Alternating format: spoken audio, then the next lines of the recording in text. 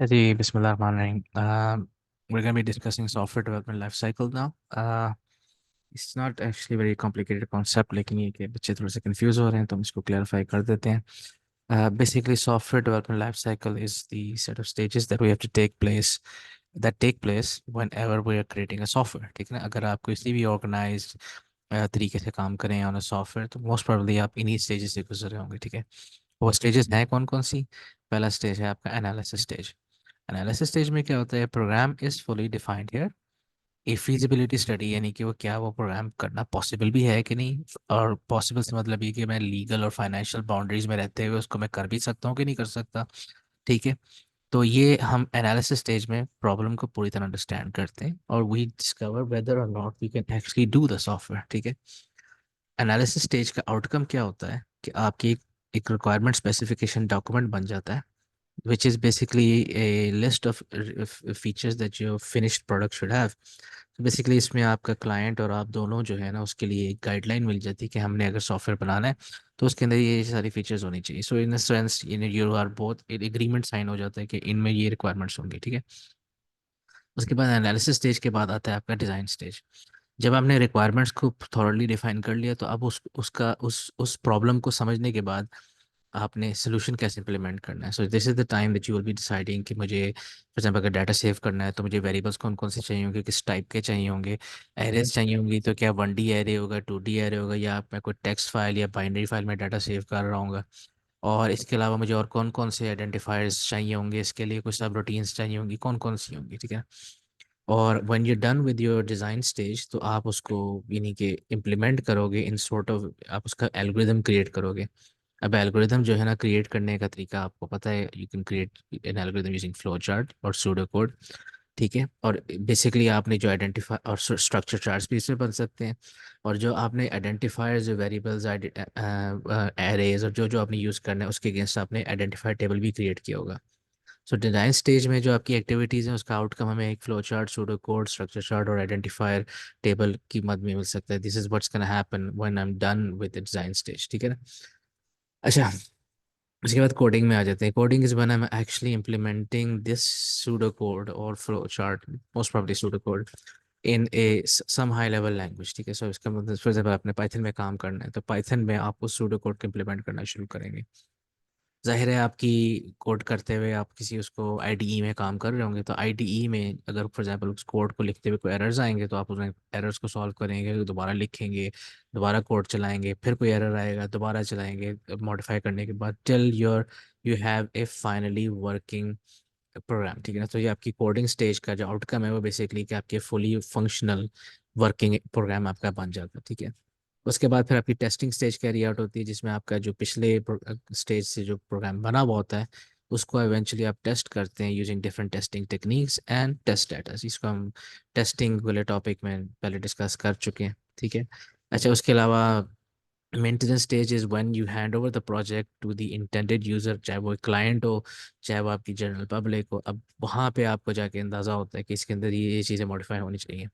सो उसकी continuous working of that software रखने के लिए आप उसको मेंटेनेंस स्टेज से गुजारते हैं. मेंटेनेंस स्टेज से गुजारने का मतलब ऐसा नहीं है कि ख़त्म हो जाती है. मेंटेनेंस एक ऑनगोइंग प्रोसेस होता है. सो फॉर एग्जांपल अगर सॉफ्टवेयर की रिक्वायरमेंट चेंज हो जाती है तो मेंटेनेंस यूज़ करते हुए आप उसको चेंज कर दोगे. अगर आपका सॉफ्टवेयर कहीं पे एरर आ रहा है तो मेंटेनेंस की वजह से आप उसको सॉल्व करोगे.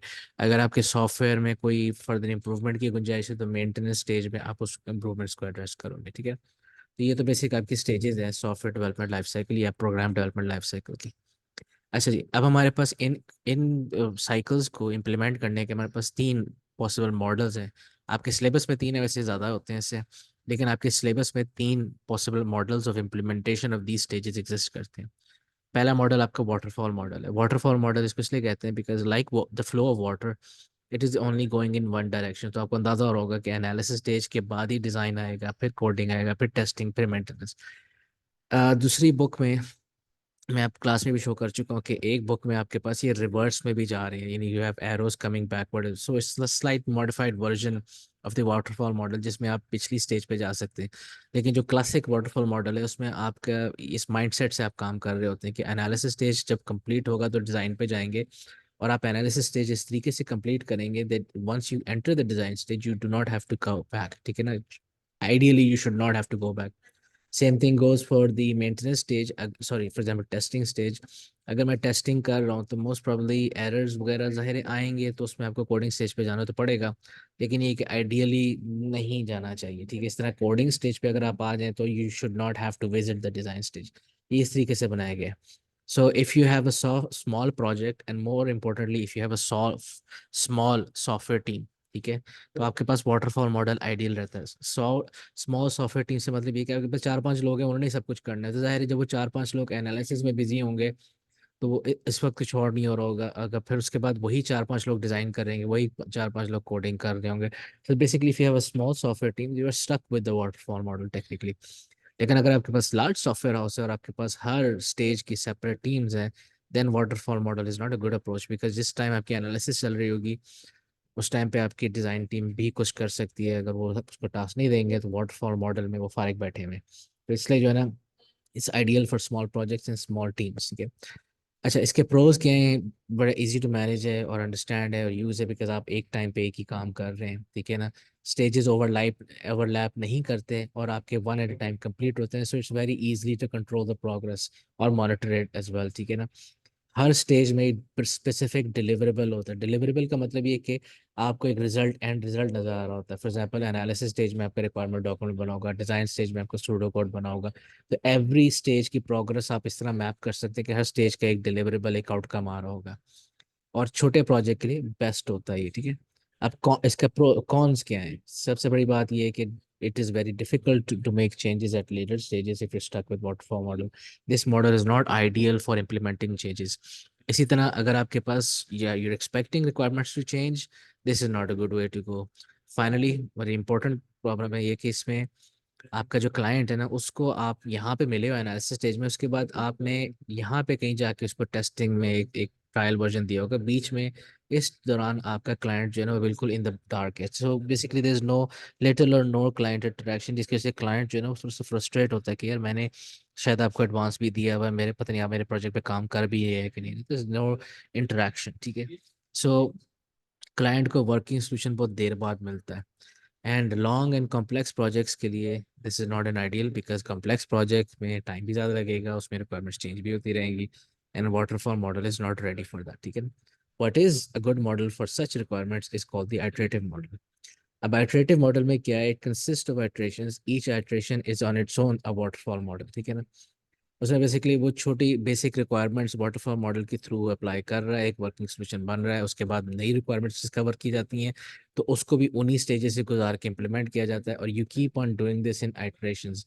सो पहली आइटरेशन में आपने few handful of requirements implement की, और आपने मोस्ट प्रोबेबली यही स्टेजेस फॉलो की होंगी, एनालिसिस, डिज़ाइन, कोडिंग, टेस्टिंग, ठीक है। और उसके बाद फिर जब आपने एक वर्किंग सोल्यूशन बना तो फिर आपके पास एक नया सेट ऑफ रिक्वायरमेंट्स आपने डिस्कवर की, तो उसके बाद आपने सेकंड वर्जन बनाया होगा, फिर तीसरा वर्जन, आइटरेशंस बना रहे हैं, and you keep on repeating this these steps until you have a complete working solution. इसमें क्या कहते हैं कि एडवांटेजेस क्या हैं कि easier to test and debug smaller programs, working programs are produced as part of the system, every iteration में आपके पास एक वर्किंग सोल्यूशन आता है, तभी तो आप डिस्कवर करते हैं कि इसमें ये चीज़ें भी होनी चाहिए। There is high customer involvement, जाहिर है आप पहली इटरेशन बना के कस्टमर को इन्वॉल्व करते हैं कि जनाब ये पहला सोल्यूशन है, आप बताएं इसके अंदर क्या चेंज होनी चाहिए।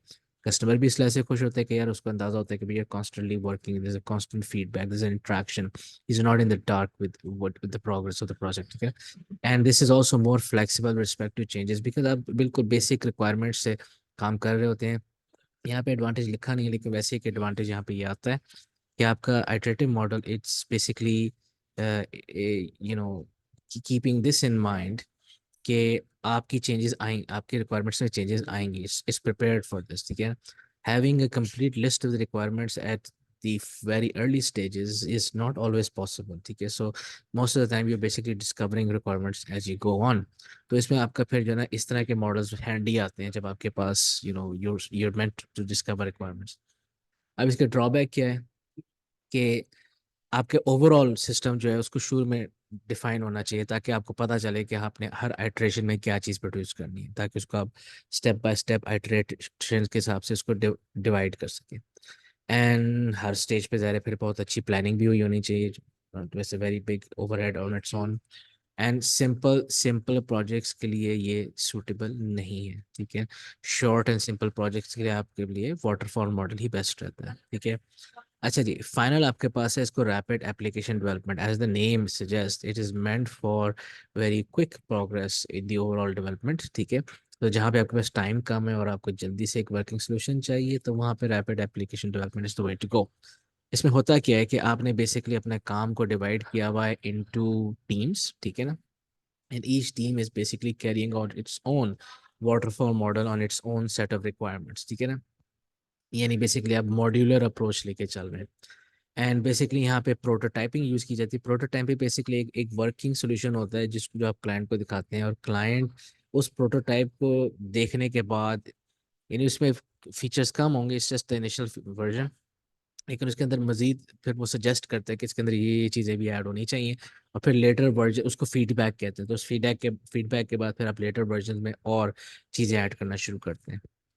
इसके एडवांटेज क्या है कि ओवरऑल रिड्यूस प्रोडक्शन टाइम है, रैपिड फ्रीक्वेंट कस्टमर फीडबैक आ जाता है, ज़रा पहले प्रोटोटाइप आपने जल्दी प्रोड्यूस करके बाद कस्टमर को साथ ही इसका फीडबैक दे रहे होते हैं। It's very flexible as requirements evolve. इसमें आप एक्सपेक्ट कर रहे हैं कि रिक्वायरमेंट्स आपके पास है ही नहीं, आपने अभी और डिस्कवर करनी है, सो इसमें चेंजेस आएंगी, यू रेडी फॉर इट, ठीक है ना। As part of the system are developed side by side, modification is easier because each part must work independently.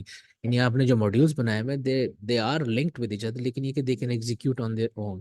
तो इसका मतलब ये कि जब एक टीम काम कर रही है तो उसका ऐसा कोई मसला नहीं होगा कि यार जब तक टीम टू ये चीज़ नहीं करके देगी तो मैं रुका हुआ हूँ तब तक। No, each team is working independently and on their module and they are not basically hindering each others progress. Disadvantage क्या है, system under development needs to be modular. यानी अगर आपकी ओवरऑल सोल्यूशन जो है मॉड्यूलर, यानी सब रूटीन्स, यानी सेपरेट सब फीचर्स उसके अंदर है ही नहीं, तो फिर जनाब आपका ये मॉडल ही बेकार है, ठीक है ना। सो आपने मॉड्यूलर अप्रोच अगर लेके जा रहे हैं, आपने मॉड्यूल्स डेवलप करने, then yes this approach is a good approach, ठीक है ना। आपके पास स्किल्ड डेवलपर्स है, बिकॉज इसमें चूंकि आपका फोकस ये है कि टाइम कम से कम लगे, तो फिर आपके पास फिर चांसेस ऑफ एरर भी कम से कम होने चाहिए। सो आपके डेवलपर्स जो है they should be well versed in that language, therefore that programming environment, therefore the chances of errors are further reduced, ठीक है ना। And short and simple projects जिसमें मॉड्यूल्स नहीं बन सकते, उसके लिए आइडियल नहीं है। एक यहाँ पे कौन मेंशन नहीं है, लेकिन वो मैं इसमें भी कौन है और वो आपके एटरेटिव मॉडल में भी कौन है, वो मैं ओवरऑल बता देता हूँ। याद रहे कि हमने जिक्र किया था कि चाहे रैपिड एप्लीकेशन डेवलपमेंट हो, चाहे इटरेटिव मॉडल हो, इसमें कस्टमर को आप इन्वॉल्व करके रखते हैं, फीडबैक लेते रहते हैं, उससे नई रिक्वायरमेंट्स गैदर करते रहते हैं। अब यहाँ पे प्रॉब्लम ये है कि अगर कस्टमर अवेलेबल नहीं है तो फिर आप फीडबैक कैसे मिलेगा, फर्दर आपकी इटरेशंस कैसे बनेंगी, या फर्दर आपके प्रोटोटाइप्स कैसे डिज़ाइन होंगे। सो बेसिकली आपकी कस्टमर इन्वॉल्वमेंट की वजह से ओवरऑल प्रोग्रेस हिंडर होती है। So if the customer is not available all the time, then your progress will overall be slow down. So that's sort of a drawback here, ठीक है ना। यहाँ पे ऐसे कस्टमर की इन्वॉल्वमेंट जो है सिर्फ टेस्टिंग पे आएगी, बिकॉज आपने पहले उससे सारी वाटरफॉल मॉडल में पहले सारी रिक्वायरमेंट्स आपने ले ली हैं। अब कस्टमर अगर नहीं भी अवेलेबल है तो फिर आप आराम से अपना काम कर सकते हैं, लेकिन यहाँ पे बाकी दो स्टेजेस में customer involvement is very important, that's why he must be available, ठीक है। So I hope this is clear now, ठीक है। तो any if you have any questions do let me know, ठीक है। Take care.